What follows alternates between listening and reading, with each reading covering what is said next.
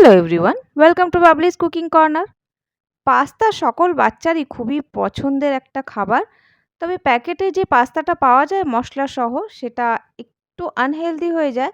সেইজন্য আমি আজকে একটু আলাদা রকমভাবে পাস্তাটা তৈরি করেছি। দারুণ খেতে হয়েছে আর বাচ্চাদের এটা টিফিনেও আপনারা দিতে পারবেন এবং শুধু বাচ্চারাই কেন বড়রাও এটা কিন্তু খুবই খায়। আমার বাড়িতে তো খায়ই। এখানে আমি নিলাম একটা প্যানের মধ্যে জল, এর মধ্যে আমি একটু নুন দিয়ে দিলাম হাফ চা চামচের মতন আর দিয়ে দিলাম তেল। জলটা যখন ফুটতে শুরু করলো আমি এখানে দিয়ে দিয়েছি ১.৫ কাপের মতন পাস্তা। এখানে পেনে পাস্তা আমি ইউজ করছি। তো এটা যতক্ষণ না পর্যন্ত একটু সফট হচ্ছে আমি এটাকে কুক করব। তবে এক্কেবারে কিন্তু সফট করা যাবে না, নাহলে চুপসে যায়। সেইজন্য এটা আল দান্তে থাকবে, তখনই আমরা এটাকে বের করে নেব। তো আমি একটুখানি নাড়িয়ে চাড়িয়ে দিলাম। জলটা ফুটতে শুরু করবে তখনই দেবেন, নইলে এটা নিচে গিয়ে বসে যাবে এবং একটার গায়ে একটা লেগে যাবে। তো যতক্ষণ পাস্তাটা আমাদের সফট হচ্ছে আমি নিয়ে নিচ্ছি একটা টমেটো। এটা মিডিয়াম সাইজের টমেটো আমি নিলাম। এটাকে আমি একটু টুকরো করে কেটে নেব আর জাস্ট রাফলি এটাকে কাটবো, কোনো সাইজ বা করে নয়। তো জাস্ট এইভাবে আমি একটু কেটে নিচ্ছি, এটাকে আমি এবার বেটে নেব। তো টমেটো চাইলে আপনারা বেশিও নিতে পারেন, আমি একটু মাখা মাখা করব বলে অল্পই টমেটো দিচ্ছি। তো এখানে আমরা কোনো কেচাপ টেচাপের ব্যবহার করছি না, ফ্রেশ টমেটোই আমি এখানে নিলাম। এভাবে কেটে নিয়ে আমি একটা মিক্সি জারে নিয়ে নিচ্ছি, এটাকে বেটে নেব একদম স্মুথ করে, এটাকে একটু বেটে নেবেন। জলের প্রয়োজন নেই, কারণ টমেটোর মধ্যে যা জল আছে এতে এটা ভালো মতন হয়ে যাবে। এখানে আমার পাস্তাটা বেশ সফট হয়ে গেছে দেখতে পাচ্ছেন, তবে একদম এর শেপটা নষ্ট হয়নি। আমি এটাকে এবার একটু ছেঁকে নিয়ে বের করে নিচ্ছি। একটা ছাঁকনিতে আমি এটাকে ঢেলে নেব আর ঢেলে নিয়ে সঙ্গে সঙ্গে এটার মধ্যে একটু ঠান্ডা জল অবশ্যই দিয়ে দেবেন আর একটুখানি তেল মাখিয়ে এটাকে রেখে দেব।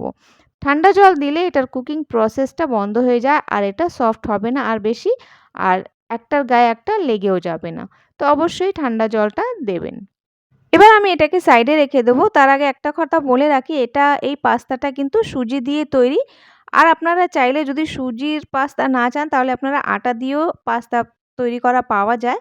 এটা কোনো মশলা ছাড়া এমনি যে পাস্তাগুলো পাওয়া যায় না সেটাই রয়েছে। তো আপনারা যেটাই পছন্দ সেটাই নিতে পারেন, যেকোনো শেপের নিতে পারেন। তো পাস্তাটা আপনারা আপনাদের পছন্দ মতন নিয়ে নেবেন।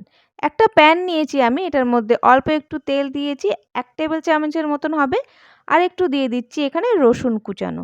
যদি রসুন পছন্দ না করেন সেক্ষেত্রে আপনারা বাদ দিতে পারেন, তবে রসুন দিলে পরে টেস্টটা দারুণ আসে। এখানে ভালো করে এটা একটু হালকা কালার আসা পর্যন্ত ভেজে নেব আর তারপরে এটার মধ্যে দিয়ে দেব সেই আমাদের যে টমেটো বাটাটা ছিল না সেটা। তো হালকা কালার চলে এসছে, দারুণ একটা সুগন্ধ আসে যখন রসুনটা ভাজা হয়। ফ্লেমটা এক্কেবারে লো রাখবেন আর এখানে আমরা এবার টমেটো বাটাটা দিয়ে দিলাম। দেখতেই পাচ্ছেন কত কম দিয়েছি আমি, আর এতেই কিন্তু আমাদের হয়ে যাবে। একটা টমেটোই এনাফ হয়ে যাবে এটার জন্য। আপনারা চাইলে বেশি দিতে পারেন, তবে যদি না থাকে আপনারা একটা টমেটো দিয়েও কাজ চালিয়ে নিতে পারেন। আমি দিয়ে দিলাম অল্প একটু জল। এবার এই সসটাকে আমরা তৈরি করব। এটার মধ্যে আমি খুব বেশি মশলা দিচ্ছি না, একটুখানি নুন দেব আর দিয়ে দেব চিনি। এখানে নুন আমি 1/4 টিস্পুন দিলাম, কারণ এখানে আমি নুন বেশি দিচ্ছি না, কারণ পাস্তাতে অলরেডি নুন দেওয়া রয়েছে। ১ বড় চামচের মতন চিনি দিয়ে দিয়েছি, যাতে করে টেস্টটা ব্যালেন্স হয়ে যায়। মিষ্টি, টক আর নুন একসাথে আমাদের ব্যালেন্স হয়ে যাবে। এখানে আমি একটু কালো মরিচের গুঁড়ো দিয়ে দিলাম।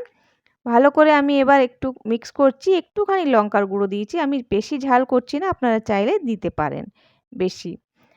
তো এখানে এবার আমি এটাকে ভালো করে মিক্স করে নিলাম আর মিক্স করে যখন এটা ফুটতে শুরু করলো, আমি এটার মধ্যে দিয়ে দেবো একটুখানি কর্নফ্লাওয়ার গুলে। যাতে করে এর ভলিউমটা বেড়ে যাবে আর বেশ সসি হয়ে যাবে এটা। তো এখানে আমি একটুখানি জিরে গুঁড়োও দিয়ে দিয়েছি, যাতে করে টেস্টটা ভালো আসে। দেওয়ার পর এবার দেখুন ভালো করে মিক্স করে দিয়েছি আর বেশ একটু শুকিয়ে শুকিয়ে এসছে। এবার আমি কর্নফ্লোরটা গুলে দিয়ে দিচ্ছি। কর্নফ্লোর না থাকলে আপনারা অ্যারারুটও দিতে পারেন। অবশ্যই দেবেন, নাহলে পরে সসটা কিন্তু ভালো লাগবে না খেতে। এখানে একটুখানি আমি ১ ছোট চামচের মতনই কর্নফ্লোর দিয়েছি। ভালো করে জলের সাথে গুলে নিয়ে এটাকে এক হাতে দেবেন আর এক হাতে মিক্স করবেন। তাতে কি হবে, এটা দলা পাকাবে না। ব্যাস এইভাবে সসটা তৈরি করে নেবেন। একটুখানি শুকনো মনে হচ্ছে, আমি আরেকটু জল দিয়ে দিচ্ছি, দিয়ে গ্রেভিটাকে ভালো করে আমি মিক্স করে নেব। তো এইভাবে আমাদের যে সসটা তৈরি হয় বেশ সসি মনে হবে, দারুণ লাগে খেতে। এভাবে আপনারাও অবশ্যই একবার করে দেখবেন। তো আমার তৈরি হয়ে গেছে সসটা, এবার আমি এটার মধ্যে দিয়ে দিচ্ছি পাস্তা। আপনারা যদি পাতলা রাখতে চান তাহলে একটু জলও দিতে পারেন। এবার পাস্তাটা দিয়ে আমি ভালো করে এটার সাথে মিক্স করে নেব। একটু মাখা, মাখা থাকবে, ঝোল, ঝোল টাইপের থাকবে না। যদি ঝোল টাইপের রাখতে চান তাহলে আপনারা টমেটো বেশি দিতে পারেন এবং একটু জল দিয়ে সেটা একটা পাতলা সুপি টাইপের করে নিতে পারেন। এখানে একটু মাখা, মাখা থাকবে, মিক্স করে নিয়েছি আমি। এবার আমি এটার মধ্যে দিয়ে দিচ্ছি একটু চিজ। আমি এখানে প্রসেস চিজ ইউজ করছি। কারণ স্কুলে আপনারা যদি মজ্জারেলা চিজ দেন তাহলে সেটা চিউই টাইপের হয়ে যায়, কেমন চিমড়ে, চিমড়ে হয়ে যায় না, সেইজন্য। তো আমি প্রসেস চিজটাই দিচ্ছি, অল্প একটু দিয়ে দিচ্ছি এখানে। দিয়ে আর এখানে আমি এবার এটাকে ভালো করে মিক্স করে নেব। আর মিক্স করে নেওয়ার পর এটার মধ্যে আপনারা দিতে পারেন পিৎজা সিজনিং। পিৎজা সিজনিং যদি না থাকে একটু চাট মশলাও দিয়ে দিতে পারেন, কোনো অসুবিধা নেই। তবে পিৎজা সিজনিং দিয়ে দিলে না বাচ্চাদের একটু বাইরের, বাইরের মনে হবে আর ভালোভাবে খেয়ে নেবে। তো আমি দিয়ে দিলাম। এবার আমি এটাকে ভালো করে মিক্স করে নিচ্ছি। আর একটুখানি আমি দেব চিলি ফ্লেক্স। যদি ঝাল খায় বাচ্চারা তবে অবশ্যই দেবেন, বড়রা তো খায়ই। আর না খেলে আপনারা স্কিপ করতে পারেন। একটুখানি আমি দিয়েছি এখানে যাতে খুব বেশি ঝাল না হয়। আমি এটা বাচ্চার জন্য তৈরি করছি সেই জন্য। এবার আমি এটাকে সার্ভ করছি। গরম, গরম আপনারা সার্ভ করবেন। দারুণ হয় খেতে। আর ওপর থেকে আমি আর একটুখানি চিজটা ভালো করে গ্রেট করে দিয়ে দেবো যাতে করে দেখতেও দারুণ লাগবে আর খেতে তো দারুণ হয়েইছে। একবার অবশ্যই এভাবে ট্রাই করে দেখতে পারেন। সবাই ভালোবাসবে। এত সুন্দর হয় খেতে। তো ওপর থেকে আমি একটু চিজ গ্রেট করে দিয়ে দিচ্ছি। দেখতে দারুণ লাগলেই কিন্তু শেষ হয়ে যাবে নিমিষের মধ্যে। তো চিজ গ্রেট করে দিয়ে দিলাম আর দিয়ে দেবো একটু পিৎজা সিজনিং ওপর থেকে। ব্যাস হয়ে গেল আমার পিৎজা মতো টেস্টের পাস্তা তৈরি।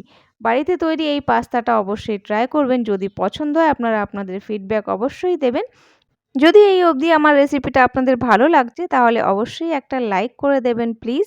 আর চ্যানেলটাকে সাবস্ক্রাইব করতে পারেন আগেও এই ধরনের রেসিপি দেখার জন্য। আজ তাহলে আসি, আবার দেখা হবে অন্য কোনো নতুন ভিডিওতে।